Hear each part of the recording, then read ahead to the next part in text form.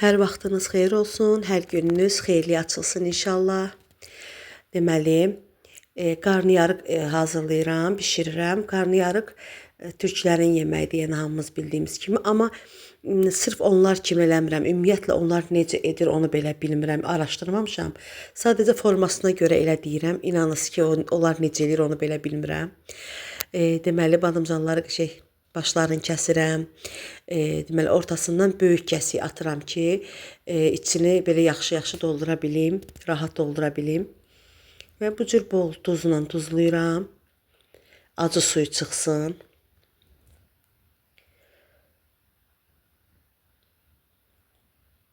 Bol tuzluyuram. İnanın o qədər ləzzətli yemək olur ki, badımcan sevməyənlər belə bu yeməyi ləzzətlə yeyirlər də, yeyə bilər yəni ki.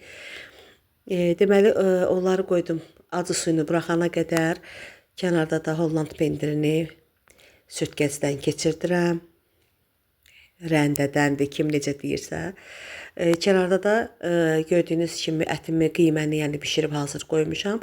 Qiymə də yəni badımcan dolması kimi eləmirəm. Yəni ona mən reyhan vururam, çox az miqdarda da olsa darçın vururam. Bura sadəcə mal əti, yağlı mal əti, soğan, tuz, istiot, başqa heç bir şey vurmamışam. Və artıq badımcanlarım suyun buraxıb, yumuşalıb. Qəşəng olar tərtəmiz yuyuram. Gördüyünüz kimi deməli salfetka ilə qəşəng tərtəmiz qurudacam ki, qızardanda sıçramasın deyə.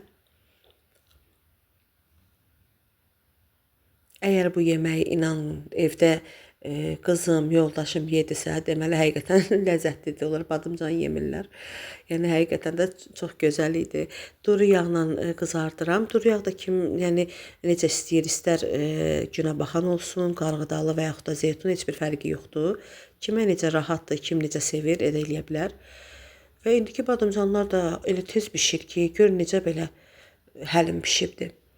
Və bu cür özüm də biraz da qaşıqla arasını biraz da belə əzirəm ki, içinin ətli yerləri biraz ərisin, belə əzilsin daha doğrusu.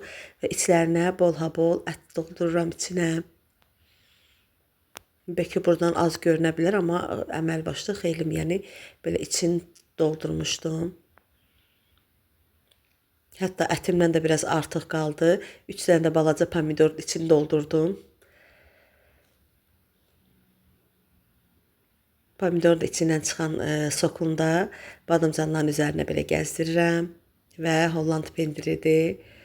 Üzərinə nə qədər məsələn Holland pendiri çox olsa, o qədər ləzzət daha çox olur. Holland pendirini belə gəzdirirəm üzərinə. Demək olar ki, bişmiş, artıq bişib hər tərəfli, yəni badımcanı, əti bişib. Sadəcə sobaya qoyub onun pendirini əriməsini gözləyirik. Demək olar ki, bişibdir. Və bu cür üstlərini də belə pendirlə doldururuq üzlərini. Üstlərində daha doğrusu belə pendiri qoyuruq.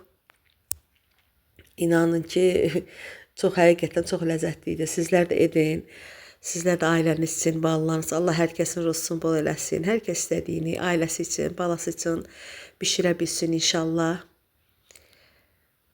Artıq belə hazırdır, servis edirəm. Çox ləzzətlidir həqiqətən. Yenə hər dəfə deyirəm bu sözü. Sınayın, siz də özünüz görəcəksiniz ki, necə də ləzzətli elədir. Həqiqətən çox ləzzətli, dadlı yemək idi. Göz haqqınızı halal edin.